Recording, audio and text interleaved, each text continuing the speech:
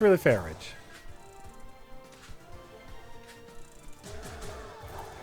This so has to be made by the people who did Hyperlight Drifter.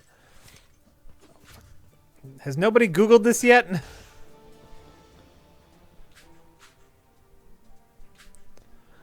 The dashing feels very nice.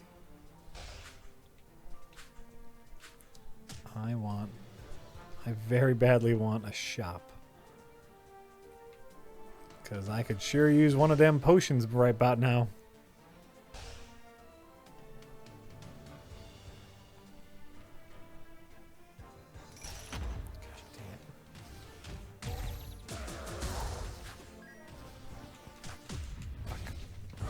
Fuck.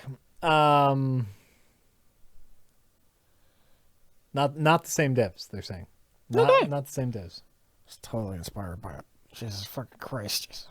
Like I saw this was coming out. Every once in a while we somehow prereq at redlettermedia.com has made its way onto email lists where I just get a shit ton of emails about what games are coming out and oh yeah, you press kits and blah blah blah. Let us know if you want keys for streaming. Well, okay, oh yeah, we're just on 80 lists, which is great.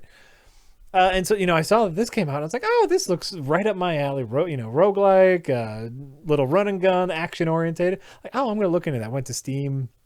Saw the trailer. Oh yeah, I added it to my wish list for when it came out because then I get a little email when it comes out.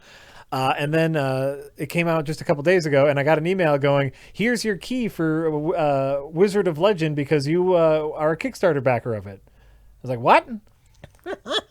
Somehow I backed this on Kickstarter and completely fucking forgot about it.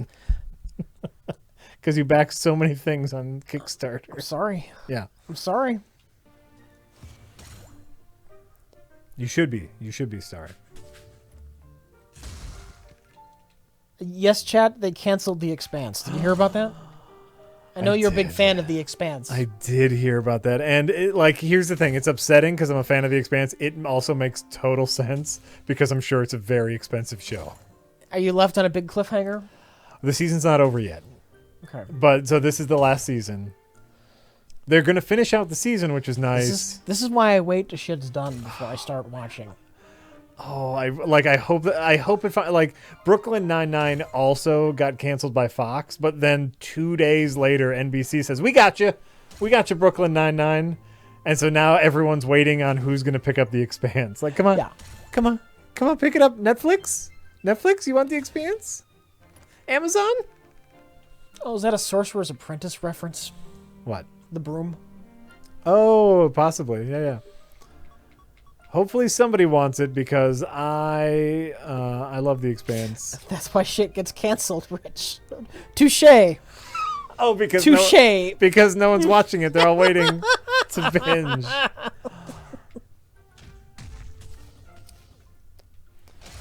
There's just not a lot of room. But I really I hope someone picks it up. And I'm sure it's an expensive show to produce. I'm sure it's very, very expensive. But more series need to be like Stranger Things. The season is self-contained. It has an ending. Well, this is based off of a series of books. Yeah. And so, it has an ending in the series of books. Yeah. But and really, I think that kind of binge-worthy TV is a better way to adapt a book series. I wish that more book series would turn themselves into miniseries instead of trying to make a movie out of a book. Because try to shove an entire book into a 2-hour movie and you're almost always going to be disappointed. But you take that same book and give it 12 episodes and you can have something really fucking amazing. And so I'm hoping Amazon or Netflix or one of them picks it up. Because, gosh dang it, I do like that Expanse. Oh, yeah, Earth Knuckles. Oh, yeah. Oh, I don't have enough for you. Ice Seekers. Yeah, I'll give that. Ooh. Give you a shot. Can I afford anything else? Oh, I can afford you. Okay. Buying some new stuff. I want those Earth fists. Those were awesome. I am Matt White says, hey, Jack and Rich. Matt White. Speaking of piracy, Piracy. what's your stance on region coding? Me, personally, I hate it because I'm forced to illegally watch foreign movies I love. I just don't get it. What's the reason for it? I'm with you. I don't Okay. get it either. Okay. Uh, I mean, I'm sure there's a reason for it. it probably has something to do with like the rights that where they have to broadcast Okay. it, and the right holders wants more money if you're going to do it worldwide versus if you only do it in North America. Probably right. That probably breaks down to some sort of bullshit. So, by the way, expanding on the gray area, yeah, go ahead. Fucking region coding is the stupidest thing. Like that is only someone trying to make more money than they're already making. Okay. Region coding is dumb, and I'm with you. Like, you get yourself a nice VPN service that can mask your IP, and you can watch stuff from all over the place. Yeah, you go for it. You go for it. Alex Mars says, this girl and I like each other. Confirmed. We almost dated 3 years ago. She went with another guy. They broke up 6 months ago. We've held hands and stuff, but when I asked her out, she said not now. We're going on a road trip alone next month. What do I do? Nothing. This sounds like a crazy relationship that's doomed to failure. This sounds like a one-sided relationship. Like, you think there's a relationship, but she doesn't think there's a relationship. So give it up, man. Like, I might consider not going on the road trip. if you can't handle it. Like, if you go in being like, I'm going to go on a road trip with my friend who I'm definitely never going to date. Yeah. Then fine. But if you keep expecting there to be a relationship where there's no relationship, Yes. that's on you, man. You have to throw out any expectation of having a relationship. Yeah. Oh, that's neat.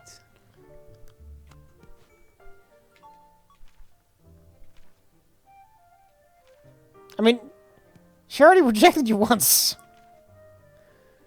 Get on it, dude. This only ends with you looking like a creeper. Kind of.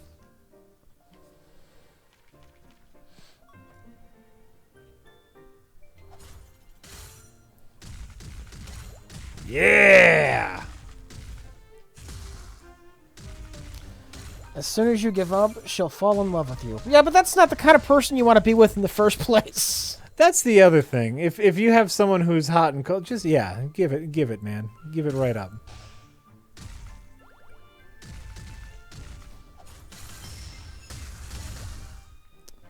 Nice. All right. Pretty happy with this build. Other fish in the sea, etc., etc. Exactly. Yeah, you guys got it. Can we establish a minimum tip?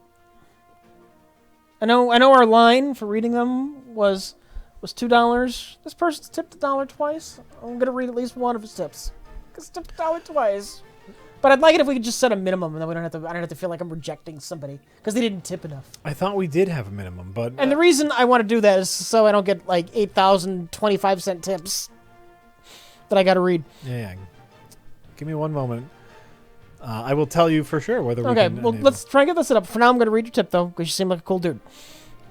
Valn, V-A-L-N-N, Valn Yeah. says, just a random question that might bring some interesting discussion to the table. If you guys weren't content creators, what do you think you would likely be doing now? Rich as a construction worker building things, Jack as a homeless drunk.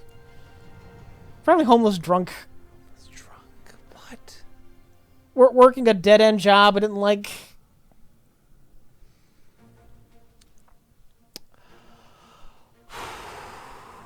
I don't know if I'd be a homeless drunk. Like, I always had jobs before I was a content. I mean, I still.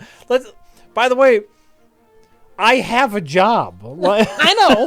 like, I know. so what I would probably be doing is like doing way more commercial work and none of this stuff.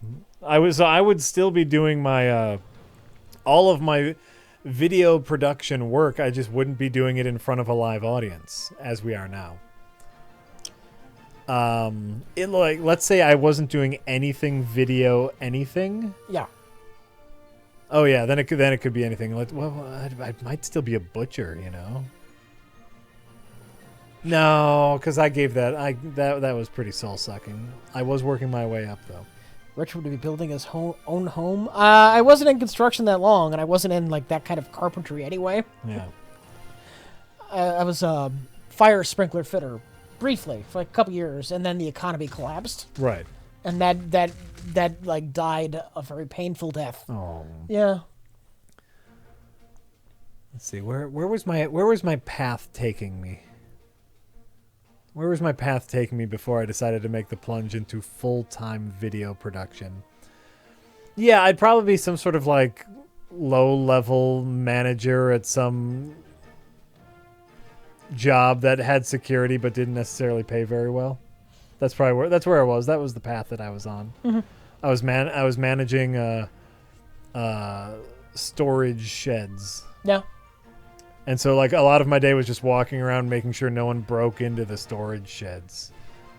It was an easy job. Yeah. It was a very easy job. That said, I would have loved to have built my own house. That's always a dream of mine. To build your own house? I would love to be a master carpenter. Really? And I would love to have built my own house. Interesting. I built my own computer, and I'd take so much pride in that. Mm-hmm. My house would have, like, order of magnitude more pride. Like, this is mine. This is where I live. Yeah. That's interesting. I feel the entirely exact opposite. I would love to, like, I'd love to design my own house. Yeah. Like, have input and then give it to people who knew what they were doing. Like, See, I'd love to know what I was doing. sure. Sure. It's like a years-long project that I would probably regret at times, but ultimately be so glad I did it. Right. People, always think I'm so cynical. Here, there's the thing. There's the heartfelt. Oh, rich moment. that's great.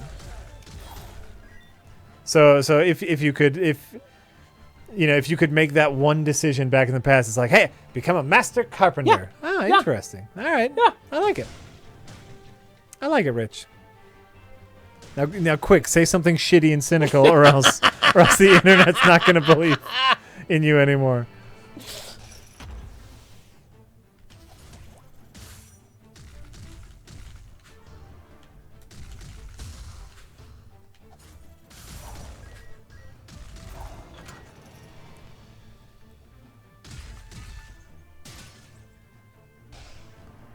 Rich's house that only has one bedroom. How many do you need? You having relationship problems?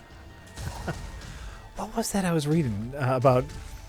Or it was like an NPR thing on something like 30% of all married couples either sleep in separate beds or separate bedrooms. Yeah. That's insane to me. That's absolutely insane to me. You know when that makes a lot of sense? Working different hours. Sure. That would make sense. There's reasons for this that aren't necessarily there are problems in the relationship. I suppose. Because I've lived through this. Mm-hmm. When I've had to start work at like 5 a.m. and she would start at like 4 p.m. And your hours are totally different. Sure. Crawl in bed when she's trying to get her sleep. Right. Okay. All right. So I've lived that. You know what, Rich? That's a straight up touche.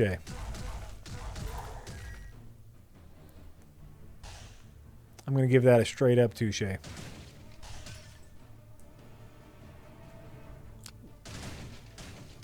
Build a room just for having a nice pool table in there, a lot of room. Sure. Overhead lighting in the right spot. Just a nice entertaining area, Yeah. like a little bar, TV. Something like, hey, you want to go to the rec room?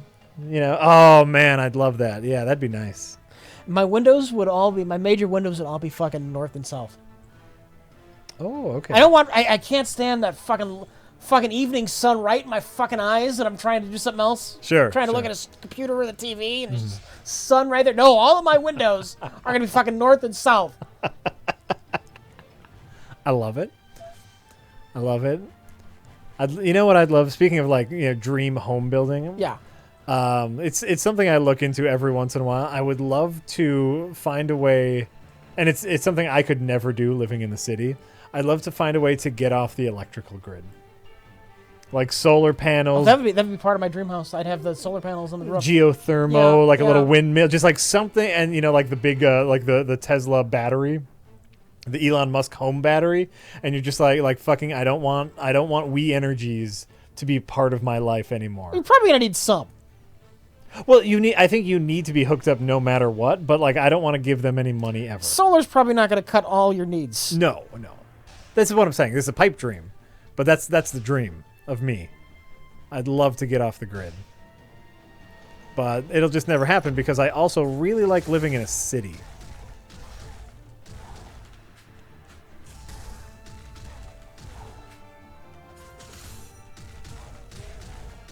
Geothermal? Do you want to live on top of a volcano?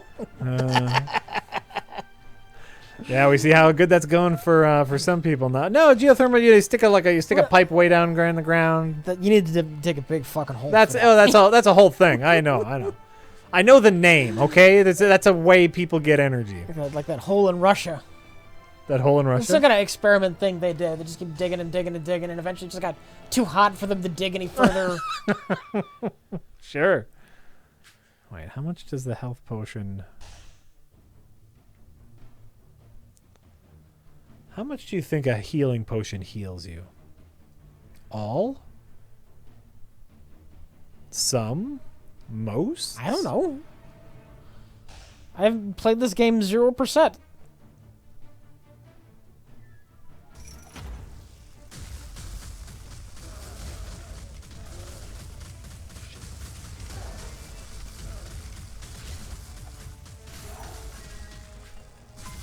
Fuck.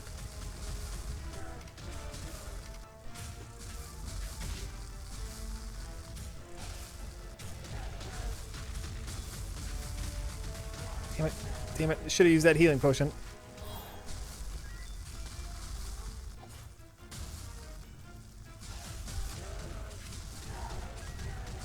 Yeah, you probably should have. Oh well. I'll go back and use it now as soon as I kick this guy's ass. There we go. Well. Now, you see, if it does fill me up all the way, I'll get my money's worth. That's what I was worried about. Just get my money's worth. Somebody in the chat wants to know if we're going to stream more Zelda. They've never seen us do the castle and fight Calamity Ganon. A lot of people say we're doing too much Zelda as it is. I mean, That's the feedback we're getting. And I've finally hit my I'm good with Zelda moment. I do Yep. have the motorcycle, but I have not defeated Ganon this run. I spent a lot of time poking around that castle, just finding all the treasure, doing all the shit. But I have not defeated Ganon. So we could, but I also agree that we've been doing a lot of Zelda. Yes, but now you're playing too much Wizard of Legend. Shut up. How about that? How you feeling about this? I like it. I dig it. I'm getting very strong Gungeon vibes. Some Gungeon, not Hyperlight Drifter. Well, I mean, I meant mechanic over look. Okay. And so, yeah, I mean, obviously it's very Hyperlight Drifter in movement and stuff, but as far as roguelikes, it's more Gungeon than it is, say, Isaac, where, you choose from different spells, and they don't necessarily stack like they do. Oh. Like they do in some of the more fun, some of the roguelikes that I become obsessed with. But it's good. Not saying it's bad. It's good. The movement's tight, and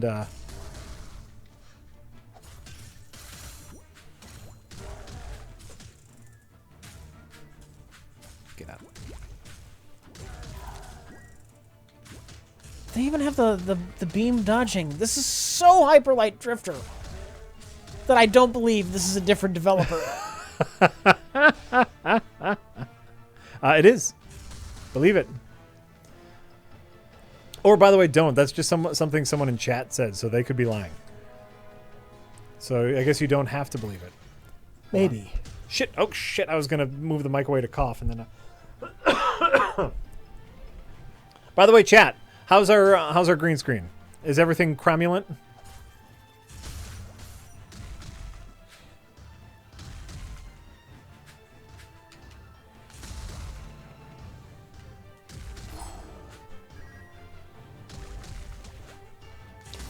great, solid, fucking fine, Great. excellent, fucking fantastic. Great. Hyper-cromulent. Slick as goose shit. Holy shit. Green screen is on point. Nice. By the way, this was a $12 investment in a big ass light that could go behind us. Green screen sucks. Oh, yay!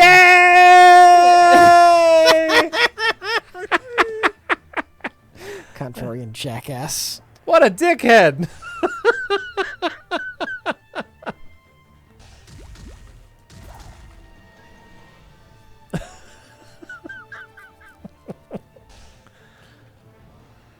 How do we do it? There's just a big fluorescent light behind us. Well, it's like a fluorescent tube with LEDs inside that I've propped up on a long Amazon box because just today, in fact, I got an order of a really long thing.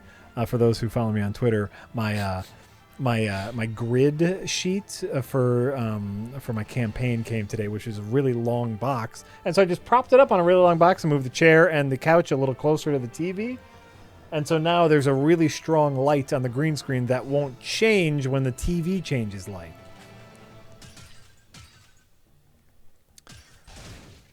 Ooh. Sale. I don't want any of this shit. I think I understand how the game works, though. You get coins to spend here and gems to spend outside. So, Rich. Yeah. People in chat Yeah. have been asking me, ask us a lot, actually. Something that comes up a lot in chat for newcomers is Chad? in Chad. The Chad talks to us. And once The Chad. Praise be Chad. wait, are they over? No, they're down there. They're down there, the Chad.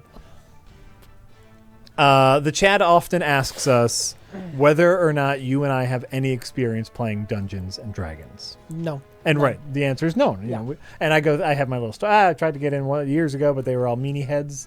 They were big doo-doo brains. But they ask a lot, and I started kind of looking into it. Like, yeah, maybe one. I think this is a game I would really enjoy. Dungeons and Dragons. Make your own. It's all the arty-farty bullshit I love. Make my own adventure, right? Yeah. Anything I want to come up with, then the dungeon master has to go along with it and find a rule, roll some dice. Great.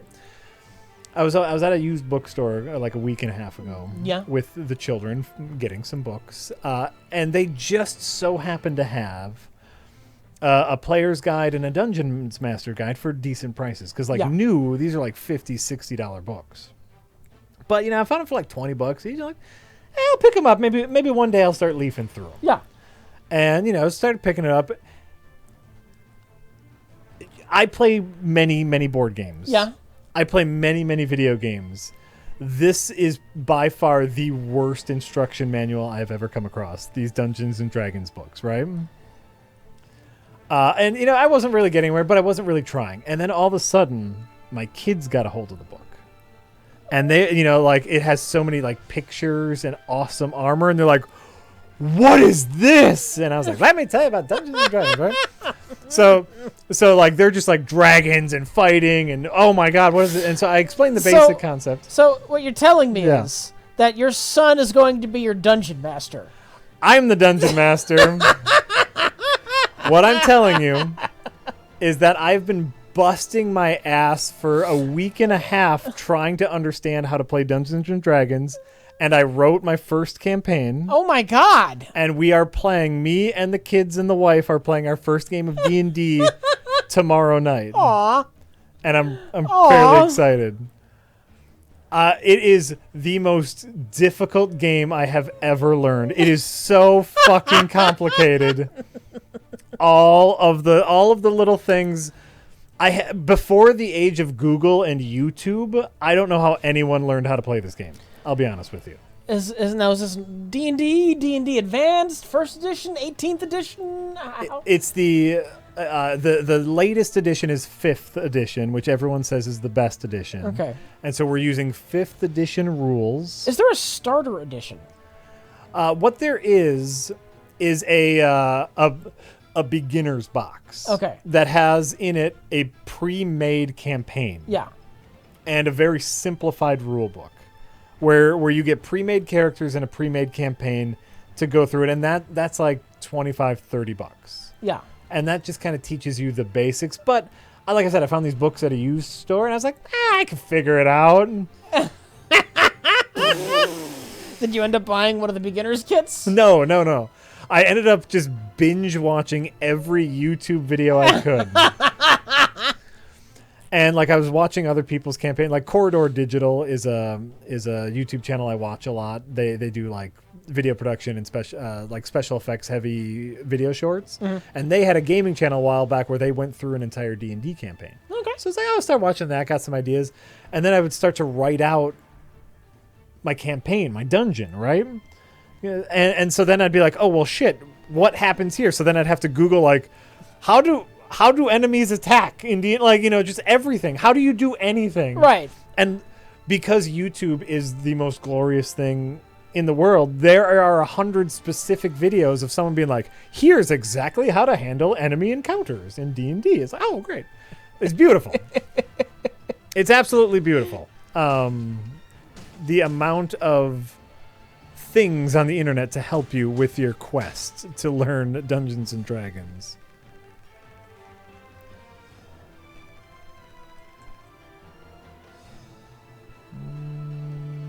It's a gateway to Satanism, Jack. It is absolutely the gateway to Satanism, yeah. Just ask Tom Hanks. Why Tom Hanks? Oh, he was in one of those Satanic Panic D&D movies. Was he? I think so. Oh my god. I could be misremembering this. I'm not. But I'm pretty sure he was in one of those Dungeons and Dragons Lead to Evil movies.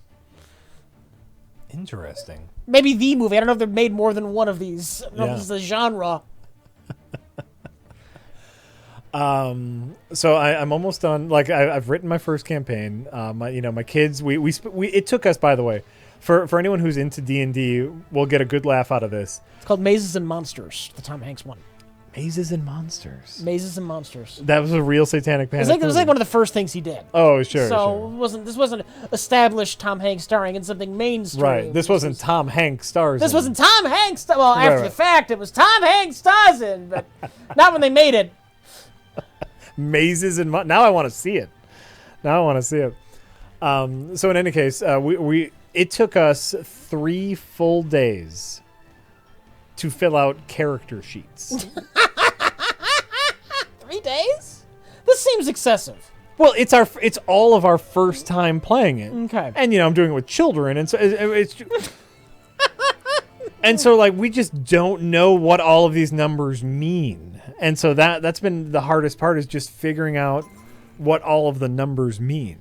Oh, we've got. I'm almost sure we've got Mazes and Monsters in the other room. Oh, really? Yeah. Oh, well, then I got it. I'm pretty sure we have it. Oh, shit. That was a dumb idea.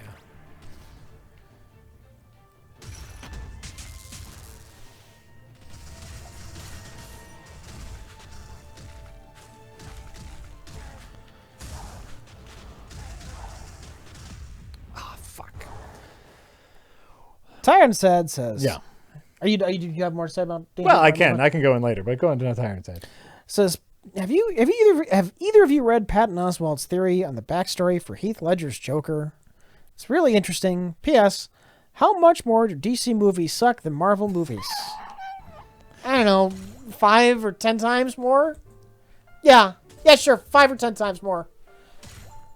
You did it, Rich. You did the thing they wanted. Yeah.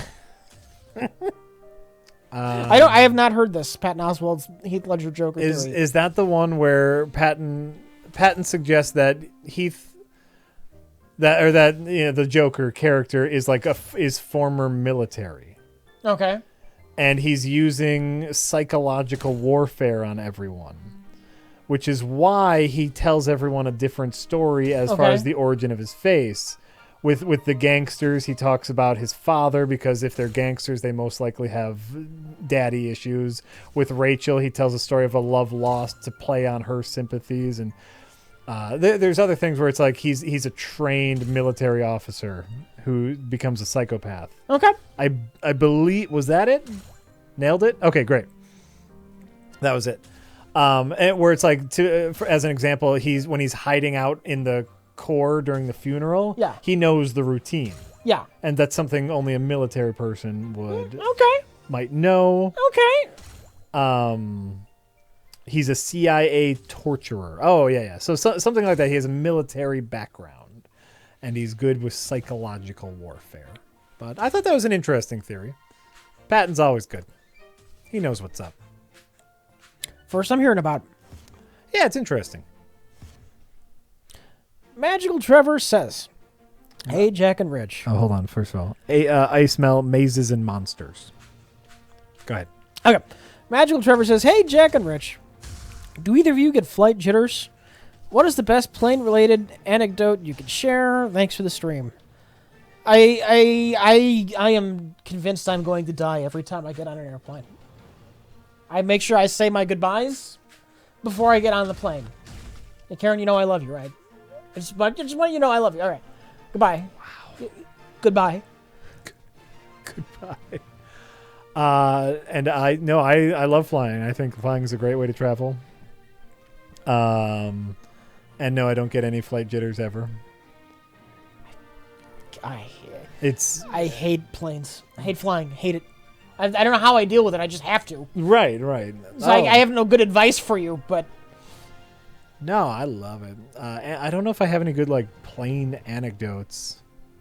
The big story I have a parenting story about being total dickheads on a plane is when my oldest was, oh God, how old was he? I don't even know if he was walking yet. Like 10 months old. We took him on a very long plane ride. Yeah. And due to a series of circumstances, a series of lucky circumstances, actually we got into first class. And so it was Lisa and I in first class with our 10-month-old baby at that point. And it was one small plane, like, Milwaukee. I think actually it might have been like Milwaukee to Chicago. And then, O'Hare or whatever out to some place far away. And our first plane ride, everyone was happy that, Parker was, everybody was happy. Everybody was great. On our second plane ride, we thought it would be really fun to have him look out the window. Hello, our first plane was like in the morning, so everything was dark, but he was having a great time.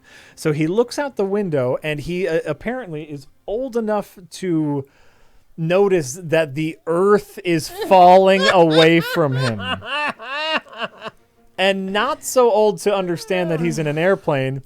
So he starts wailing literally uncontrollably for the next 4 hours. Yeah. Straight. And everyone is trying to console him. Flight attendants are like, is it his ears? And we're like, it's not his ears. Yeah. And so how do you explain to like all these random and we're in first class because, like I said, a series of very lucky circumstances. And so all the people in first class are like, yep, you got a crying baby. We're very, very sorry. And we felt like total dickheads. Sorry, I bought a first class ticket for this shit. And like I said, I think we like a family member had points or something, and so we got a free upgrade. You new parents, we'll give you the upgrade or something like that. And so here's the real shit of it. Is we get to the place, we have a great time. We go to fly back, and we notice that the people around us are the exact same people on the plane trip back. Yeah. And we're like, remember us? On the way back, though, he only wailed uncontrollably for 2 hours instead of 4. So okay. So, what are you gonna do? Nothing. The answer is nothing.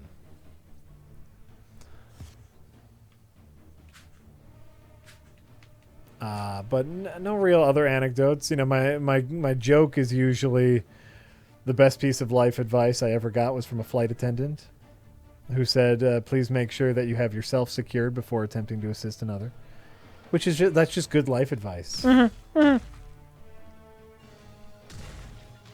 Telegon says, Rich, if you could make your own Star Trek series, what would be the era, setting, characters, plot, etc. you would choose? That's a whole lot, Rich. I haven't thought about making my own Star Trek theories. I enjoy the Star Trek that's out there.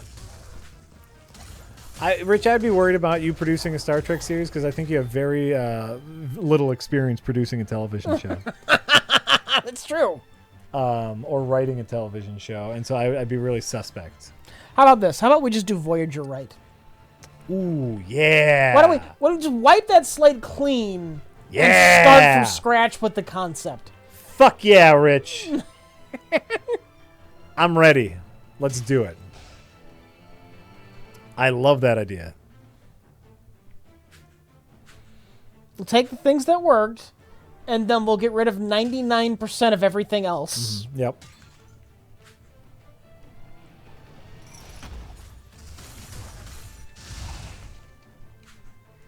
Jack, do you have any thoughts on this? No, I love it. Okay. I'm with you. I call associate producer.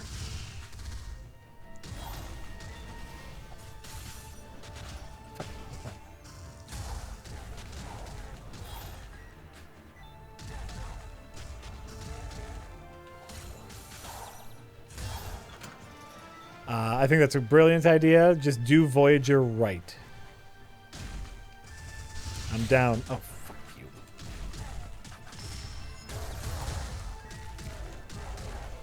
Barticus says, "Hey, Jack and Rich. Hi. I have watched Cobra Kai, and the show was great. Question is, will there be a half in the bag episode including the 1984 Karate Kid? I haven't watched the original Karate Kid, and did it age well? I'm crossing my fingers." I wouldn't plan on seeing it in half in the bag or review or anything. I don't have especially strong thoughts on the original Karate Kid. Yeah? I did rewatch it because of Cobra Kai. Sure. It's a little bit cheesier than I remembered, but still a good movie. Well, yeah, it's cheesy. Yeah. Of course it's cheesy. It's the Karate Kid. You don't notice that it's cheesy when you're like fucking 10, though. That's true. Or younger than that when that came out. That's true. That's true.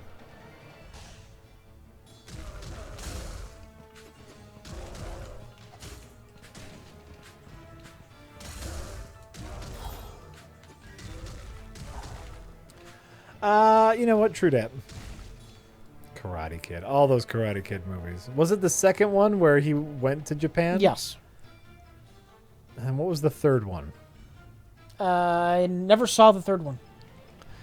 The third one is when he's back home and actually starts taking lessons from the sensei at Cobra Kai. See, I know that because, like, I said I don't mind spoiling things. Yeah. I just looked at the Wikipedia page for Karate Kid 3.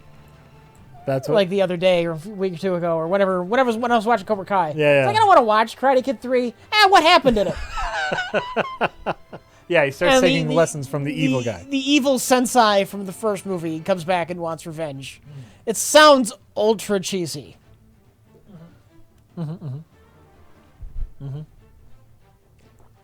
I did love that. Speaking of Cobra Kai, one of my favorite scenes, I think it's in the second episode, it's in the Danny Russo episode. Yeah. Is when his daughter's boyfriend comes over for the first time. And he is like, as the Karate Kid would be, just super into Asian tradition and Asian culture. And he shares with the kid his love of, sushimi and like the special Bought this knife in Okinawa. Oh my God. Like this is something that's really important. Asian culture is something that's really important to me because of, my father figure and blah, blah, blah. And then the kid was just like, I don't really like sushi. Yeah. I was like, oh, I feel you. I feel you, Danny Russo. I loved it. Yeah, there's a lot of cute stuff in Cobra Kai. I'll probably watch more. I will probably watch more. Yes, Karate Kid 2 started right after the first movie. To the point where I thought the beginning of the Karate Kid 2 was actually on the ending to the Karate Kid Part 1. Oh. The opening of the Karate Kid 2 is it's immediately after the victory. Oh, yeah? Like outside in the parking lot. I don't remember specifics. It's the famous scene where Mr. Miyagi beeps the evil sensei's nose. Oh, that's 2? That's 2. That's not the end of 1. I was thinking that was the end of 1. Yeah, It's just the beginning of 2. Oh, interesting. My memory had blurred the 2 movies. Well, of course. Oh, fuck you, game. Fuck. Oh, fuck. Oh, I'm dead. I'm dead. I'm dead. The opening scenes and the confrontation in the parking lot with Kreese were in the script for The Karate Kid 1984, according to Cinnamon, but contrary to urban legend, never filmed. They were shot specifically for part 2. But they were in the script for 1. I find that interesting. Honestly, it should have been in 1. Because the whole bit was that Sensei was the real evil. He was the real jerk. Yeah. He was the real bad guy. And he never got his comeuppance until the beginning of the second movie. Right.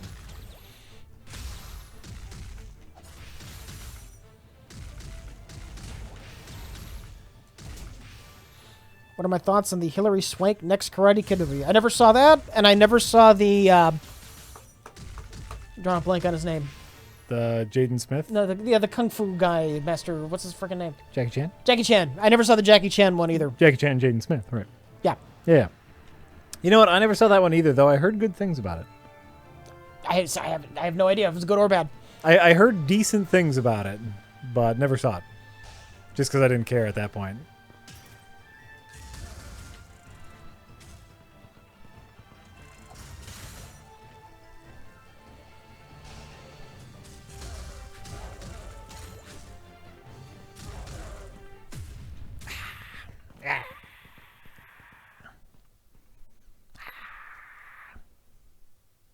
Are you okay?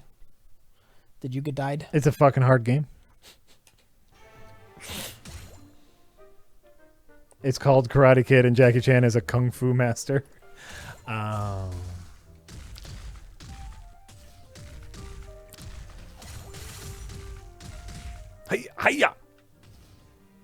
Jackie Chan is from Hong Kong. Why the fuck would he know Japanese karate? I don't know. Maybe the same way an Italian Denny LaRusso would learn karate by somebody taught him.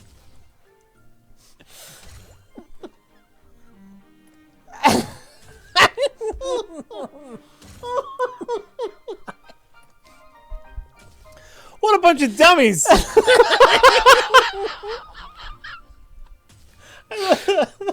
Maybe somebody taught him.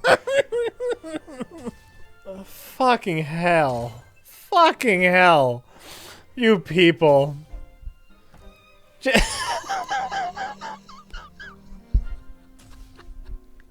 Can't know karate. He's from Japan. He can't know karate. Get right out of town, you people. What's it? What's with you?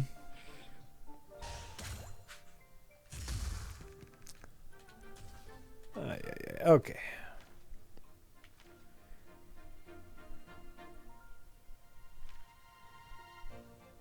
He doesn't learn fucking karate in the movie. No shit, he teaches the other kid, but somebody else taught him. No, they're saying. What does it matter where he's from? I think in the movie they teach kung fu is the joke, but is it? I think that's what they're saying is in the movie they're actually learning kung fu even though it's called the Karate Kid. That's what I'm picking up through context clues. Oh, okay. I think your context clues are written on the wrong cue cards. I don't. It's very possible.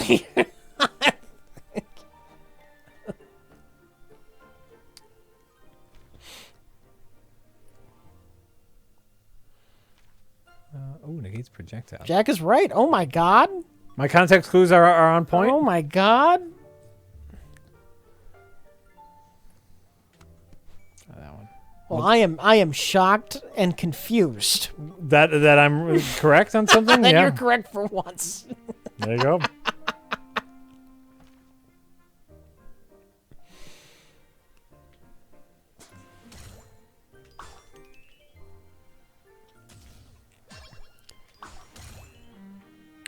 I'll give that a try.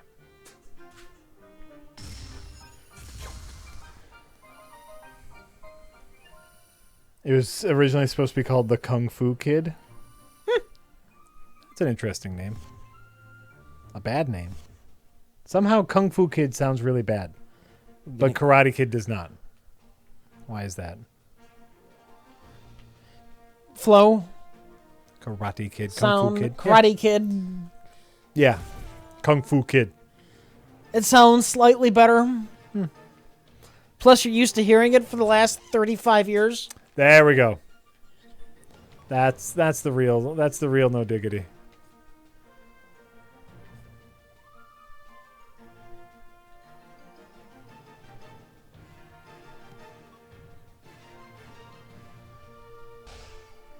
Alpaca Death Trap says, "Hey Jack, Hi. did you see Jenny Nicholson's review of Infinity War? Her constantly comparing it to Twilight Zone episodes just made it seem like she's trying to copy Mike with Star Trek." I have no idea what this is. I think have I not seen saw that. this. I think I saw that. No, that was all to set up an end bit where she did a whole Twilight Zone. That was a bit. That was like setup and payoff bits. I think I had that on in the background at some point. I do enjoy Jenny Nicholson. I think she's very funny. But I mean, if what you're saying is no one can reference anything, Right.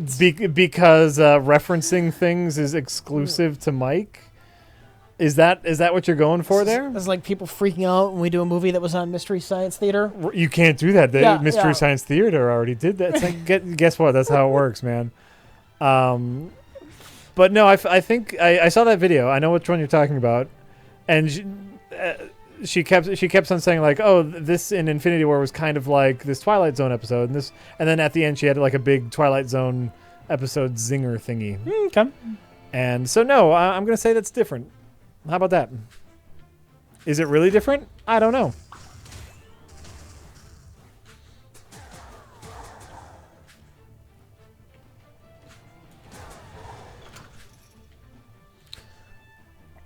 Somebody says, "Rich, since you like big robots and From Software, do you know their old Armored Core series? Not as slow as MechWarrior, not as fast as Zone of the Enders, but it does have borderline pointless customization down to adding weights to affect balance and thus handling." Whoa. I don't have much experience with the games. I think I rented one of them once. MechWarrior? Armored Core. Oh, Armored Core. So I'm sorry, I don't have much to add to that.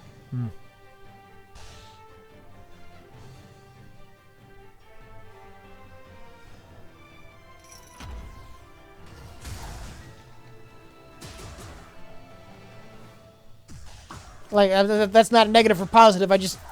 Yeah. I have no experience. I don't have much of any experience worth talking about with the series. So Yeah. Farmer Pips says, "For Rich's Rec Room, what classic arcade machine or Pac-Man or pinball would he have in it? My pick would either be the 6-person X-Men arcade or Doctor Who pinball. Cheers!" The classic Pac-Man, the classic. Do you guys know Rich? He's a Pac-Man nut. Pac-Man nut. The 6-person X-Men arcade cabinet for me would be fantastic. Yeah. Though that is so big, you would have to literally build a house around it. Like it's a 6-person arcade cabinet. It's giant and ridiculous. But I played that a lot in my local arcade. I'd love that. No, not Miss Pac-Man. Miss Pac-Man has shitty mazes. I mean, it's nice that there are different mazes, but they're shitty mazes. You can tell the difference? Yes. Okay. Miss Pac-Man has those long-ass corridors that are easy to get trapped in, so you lose a life, so you have to add in another quarter because you die. Sure. Sure.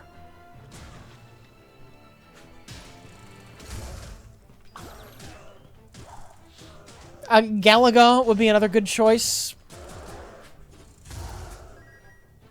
Galaga? Yeah.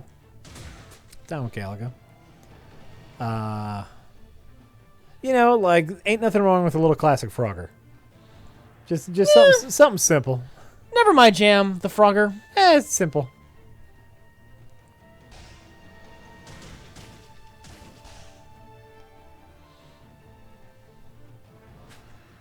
A pinball machine would be great. I think, like, I don't play a ton of pinball. I'm no pinball wizard, but I do, you know, like, I'm down with pinball. Paperboy. Paperboy. Paperboy. Fun game. Fun game, Paperboy. Interesting. I'm with you, is what I'm saying. I'm with you, but interesting pick.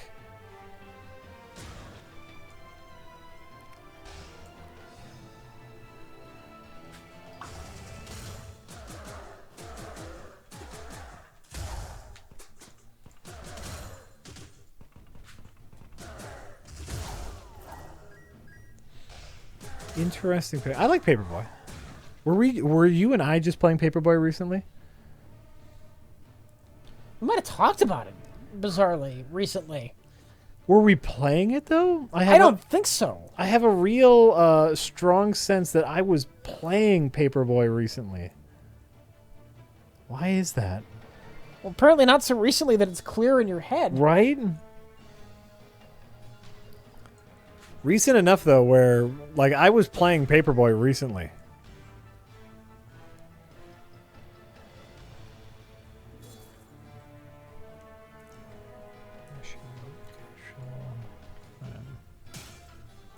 All right, great.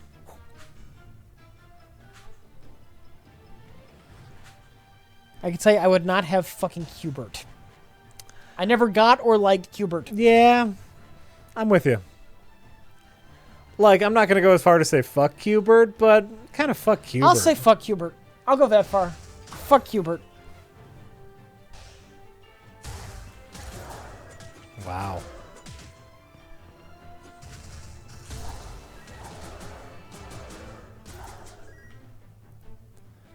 All right, so the secret with this, make them all. I have a spell that turns some enemies into friendlies, but if you turn all the enemies into friendlies, they don't fight each other.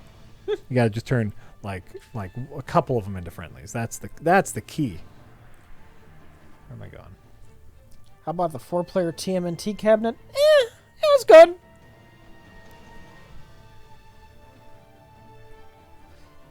It's a fine game. Yeah, I would, as far as like, you know, side scrolling beat 'em ups go, I'd prefer I'd take X-Men any day over Turtles. Did Turtles in Time also have an arcade cabinet release?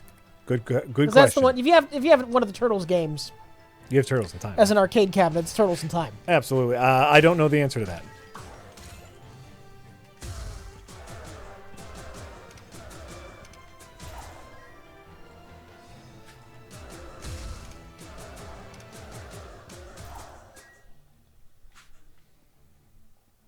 That's a great question.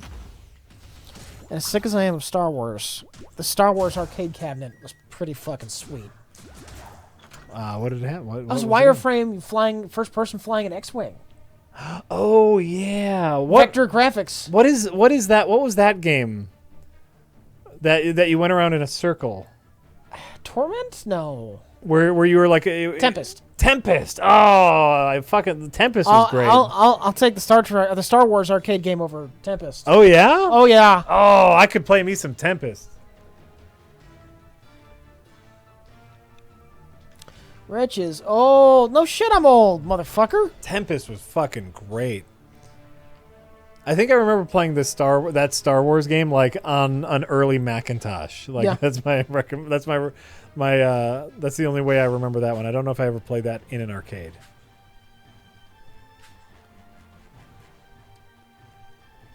Where the fuck is the bad guy? Oh, there. I sees him. Or I sees an unexplored area. Over here.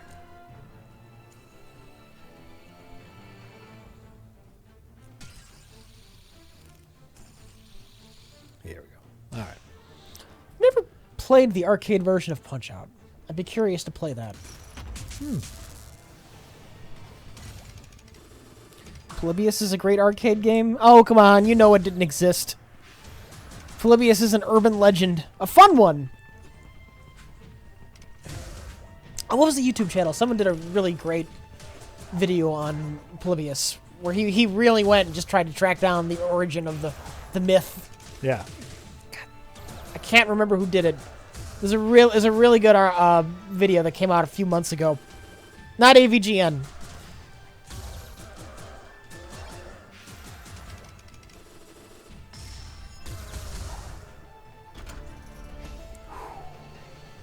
Ahoy! I think that was it. It was Ahoy.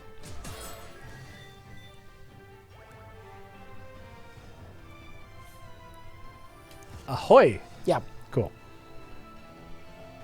Like he went like the earliest mention was here. I'm over here. That was published by this website owned by him. Let's try and track him down. Sure. Really went to try and find the origin. Yeah, of I think you showed me that one. Yeah. And he like did a deep dive and just like Polybius is obviously a myth, but who started it? Yeah. That was neat. I was talking to you about doing it for Halloween, Polybius. Yeah, but there was just nothing to add to it after I saw that. After that video, that you know, yeah. After you showed me that Ahoy video, and I was like, "There's no way we can add to this joke." Let's just point out how great that video is. Polybius, if you don't know, because we're talking about it a lot right now, right? Yeah. I can give the backstory. It's an old urban legend that back in the 80s, there was this arcade cabinet. It only showed up in, I forgot where, it was like the Portland area or the Pittsburgh area, some kind of localized area, and the people who played the game did things to their brain, and then the men in black came and took all the machines. It was some kind of government mind control experiment through video games.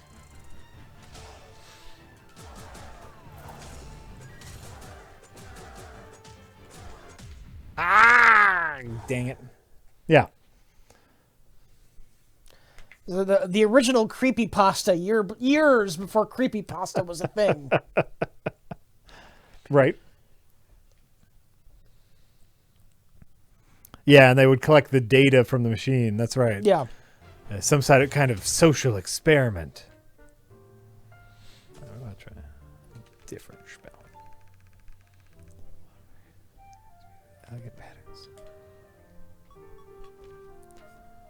Alright, that one's no good. This one might be fun. This one might pair well with my rock fists.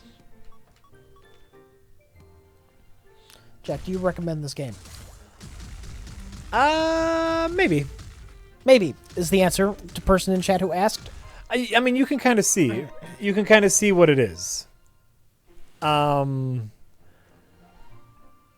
know, it's very challenging. I could see giving it 100% of my concentration, getting decently far in this. I'm probably going to play it a little bit off of stream. I don't know if it's something that I can become fully engrossed in, like with something like a Binding of Isaac. Right. But I could definitely see getting a few hours into this. Absolutely. Like if you like this kind of balls to the wall, fast paced, deep customization game, yeah, it's pretty neat. So far it's pretty neat. I don't hate it, which I know that's a glowing review. I don't hate it. I feel bad playing it on stream just because I feel like if I want to talk about anything, I need to stop playing it. Yeah. Which might be a very positive to the game. Like it requires your attention. Right. Unlike Dynasty Warriors. Oh, I could play that. Once I get a Hyrule Warriors, Rich, we're gonna have great conversations. Slash. Oh yeah, really? Let's talk about that. Complicated math. Yes. I'll tell you all about my D&D campaign. It'll be great. I made up. I'll show you this. I shared this on Twitter, but I'll share this with you, Rich. I got a little bit. I'm getting into it. Yeah. Into the whole D&D thing, into the Dungeon Master thing, making my own level. So what I decided was that they are going to be playing as employed treasure hunters. Mm-hmm. They're just low-level treasure hunters, right? But they get a mysterious scroll. So it's D&D app snow. No, I made this. You made that? I printed it out. Oh. I printed it out, and it has like, I made a little backstory, and then I crumpled the paper. You're getting all into it. Oh yeah. Is that? So okay. And I crumpled the paper to make it look old, and so that's their first clue to the treasure. It's that dork. Dork. Well, what else has been great is like a lot of D&D is just kind of theater of the mind stuff, but a lot of people use miniatures. Yeah. And we don't have many miniatures, but we have 1.5 million Legos. That's right where my brain went. And so the children have been like, they make their guys in Legos. We've been making like Lego treasure chests and stone golems and stone walls for the stuff. So we're gonna make an entire Lego dungeon. And so they've been super. They're like, "What do you need? What do you need, Dad? What's in your story?" This is taking over your household. It's good. Oh, it's gonna not just your life, but your entire family's life. It's going to ruin an entire room while we're playing D&D. But they're like, "Dad, I built an ice dragon. Can we have an ice dragon in the game?" And I was like, "Why the fuck not? Let's do it. Let's get him in there." People in the chat are offering you DM pointers. DM pointers? Yeah. I don't. Do you want advice from people who do this? The answer is yes, but here is the downside to that. Because I have never played the game and I have never DM'd, I might not understand your advice. And so currently it might not mean anything to me. Okay.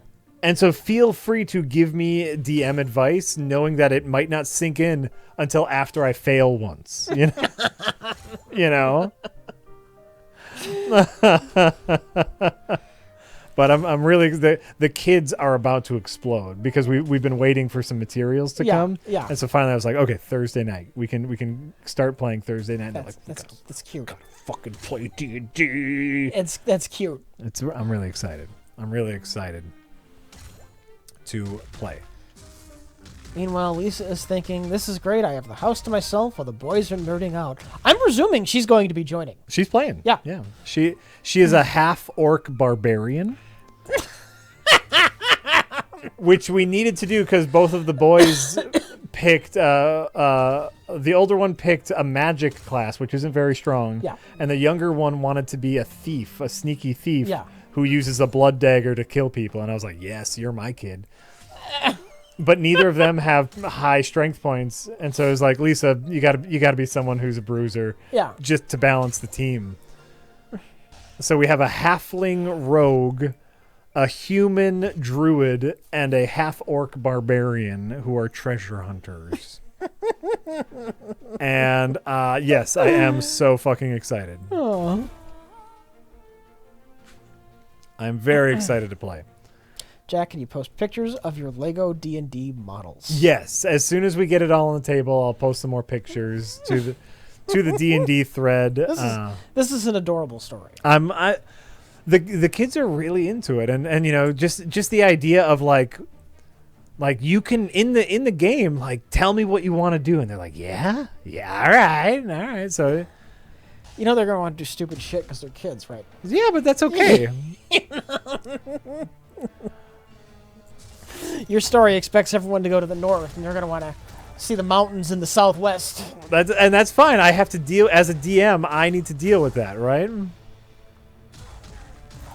I need to be able to deal with. Do you plan anything. on railroading them where you want to go, or are you going to adapt? Well, their first mission is only in a cave. Okay.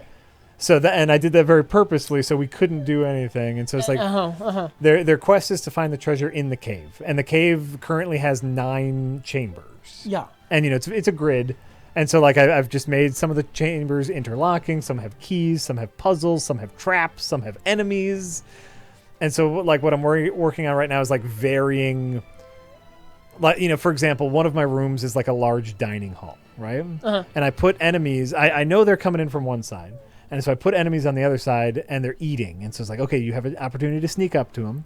I gave them some height advantage, so they could get height advantage. But then I was like, oh, if this is a dining hall, we should really have a kitchen off of it, right? So then I made a kitchen off of it with another entrance. So if they wanted, they could go through the kitchen. But then there's going to be another guy in the kitchen who's cooking food, right? And so the guy's cooking food. So then I was like, oh, wait, a guy's cooking food. Another opportunity to take these guys out is earlier in the dungeon. In one of the chests is a vial of poison. Your kids aren't gonna figure this shit out. No, of course not. It's just, but it's just flavor.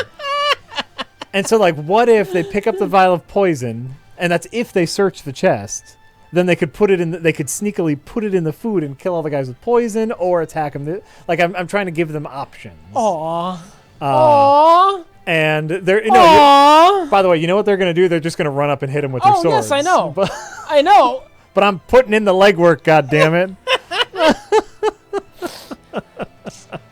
I'm trying to give them as many options as I would want. So we'll see if it works out. And, Lisa's playing with them, so hopefully she'll be able to, Yeah, she'll be intelligent. Not to say my kids are... The kids, hey, the kids. Oh, yeah, they're going to be dumb. Hit them.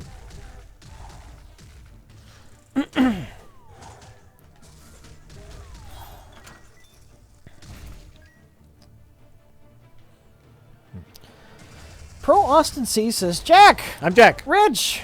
You're rich. Wait, the screen scrolled, and I gotta wait for the slow laptop to scroll I down. know. Isn't that thing terrible? Yeah, I know. We're on it. That's our next... That's the next project. That's the next purchase, absolutely.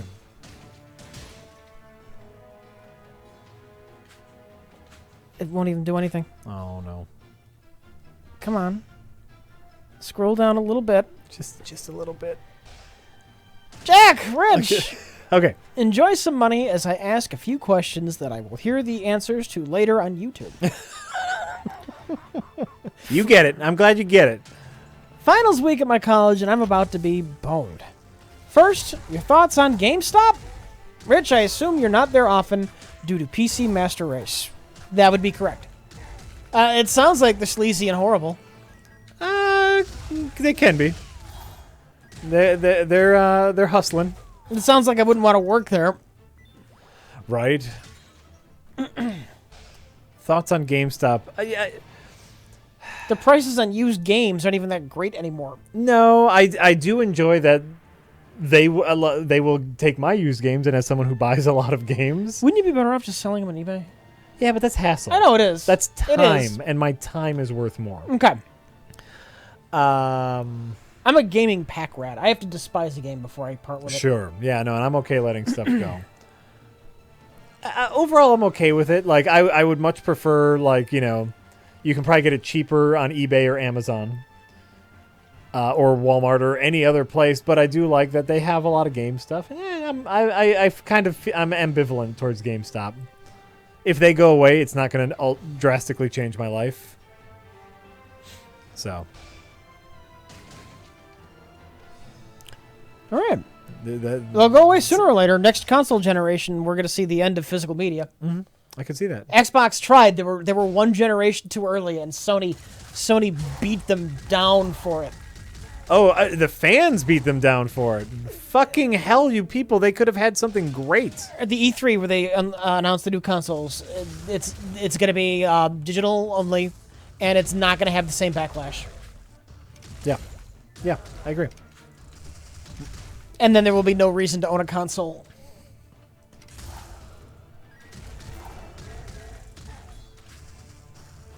Shut. Damn it.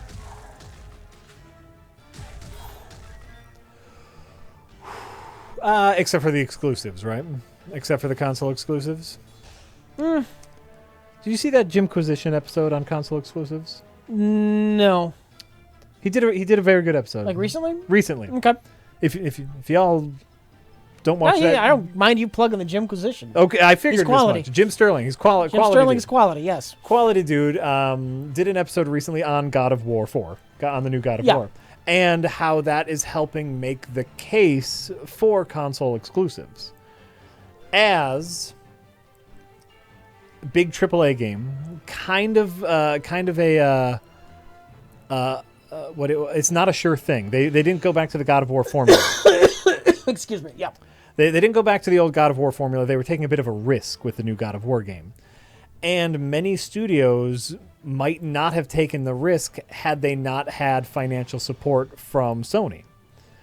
And so in this case, it's saying that, well, because they had the stability of Sony and the backing of PlayStation, they could take a bit of a risk in a big AAA game. Okay. And, not a bad argument for the console exclusives, though I do agree console exclusives are crazy. Mostly just because I want to play stuff when I want to play stuff. But he makes some valid arguments. You have a game that's digital only on a console, Jack. Yeah. You really love it. It's your favorite game ever. Yeah. But they've moved on to the next generation, and the store for the old console, the digital store is closed down. Yeah. They don't do the PS4 games anymore. They're just doing the PS5 games. Oh. They're getting ready for the PS6 games. Yep. But then your console breaks. You can't download your favorite game ever again, Jack. It's gone forever. That's a possibility. It's gone forever. But it's not, because they'll just remaster it, because they always remake and remaster everything. That's why I like the physical media. Well, maybe it was a game that you really liked. It wasn't that popular. Ooh, sure. It wasn't that popular. There's no remake of it. Yeah. Sometimes that's how the cookie crumbles. But I'm with you. I understand. I understand what you're saying.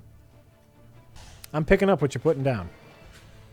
I like having a hard copy. I'm not even that big on Steam, as everyone knows. I mean, I like that you get games cheap and easy to find good sales on PC because of Steam, but it is just a DRM leasing service, and you're kind of at Steam's mercy, which is why it's gonna suck when Gabe Newell leaves or dies. Yes. GOG. GOG.com, baby. That's where you gotta go.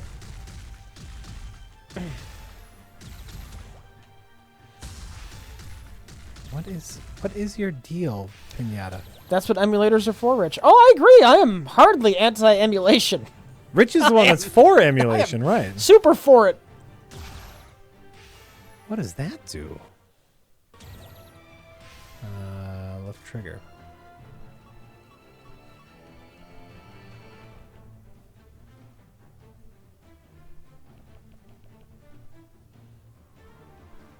Oh, that's neat.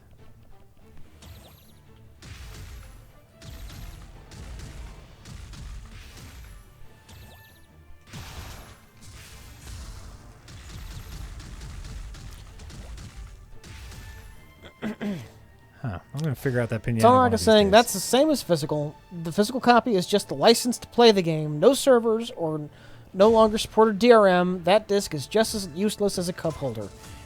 Here's the thing, though. On PC, you might be able to find a way to back up your own damn files. Sometimes. Yeah. Like, I have a whole my Steam games are for the most part on their own separate hard drive. Okay. I've tested this out. I can just plug and play that thing onto a different computer, and it recognizes those games without having to be re-downloaded. Ah, okay. So in theory, I can have a backup copy of every one of my Steam games, at least as far as the media is concerned. Some of those games like to phone home, and that's a whole different issue. Right. The online DRM. Yeah. The purchase verification. Yeah. I'm with you. But at the very least, I am able to make backups of the actual game content. Right. Well, and that's that is a very nice feature of something like GOG. Yeah. That they just offer that right out of the gate. You download the executable, and you don't Boom. have to worry about phoning home to the server for permission to play the game you bought. DRM free. DRM free. Yep. That's why I always do GOG when the option is available. Absolutely. Play it if you got it. That's free slogan. You're welcome, GOG. In fact, there's shit I'm going to buy again when and if it ever comes out on GOG. You're going to repurchase things. The first second I can, yeah. Like what? Like if Doom were to ever come out, like the new Doom were to ever come out in GOG. Sure. 2016 Doom, I'm immediately buying it. Really? So I got a DRM free copy in my back pocket. All right. That's good to know. Interesting. I'll figure you out one of these Weird things. to pay for it again, but I like supporting GOG. Absolutely.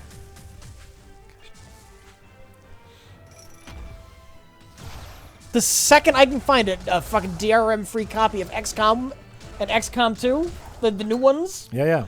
if GOG, if that ever shows up on GOG, I'm buying it immediately. Those are some big titles you're talking about. Yeah.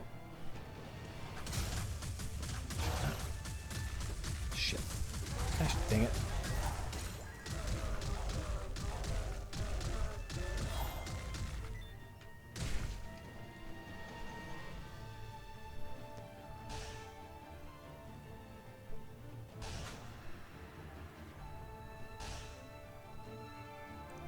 I'm with you there, Rich. And you know what? More so, like if you're, I have to beat him quickly. I get it. Even beyond the whole DRM thing with GOG, we need to, in our online marketplaces, encourage competition. Steam has such a fucking grasp. Where, like you said, if it weren't for Gabe and his team, yes, they could be evil. They could be very evil if they wanted to. They have the infrastructure to be very evil. They got the corner and they got the infrastructure, so we need to encourage more competition in online marketplace video games. And you know what? We're getting there. Like, people are home brewing and home selling their own stuff. We got Humble Bundle, who's giving downloads now. We got GOG. We got for smaller games, we got itch.io. There are options, but we could use a couple more big dogs. Yeah.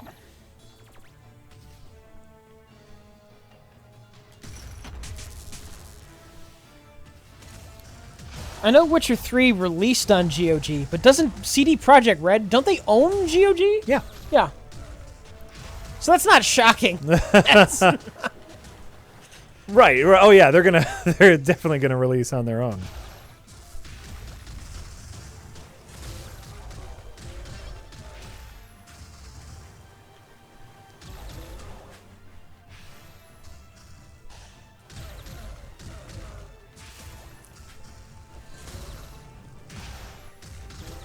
Shit. Fuck.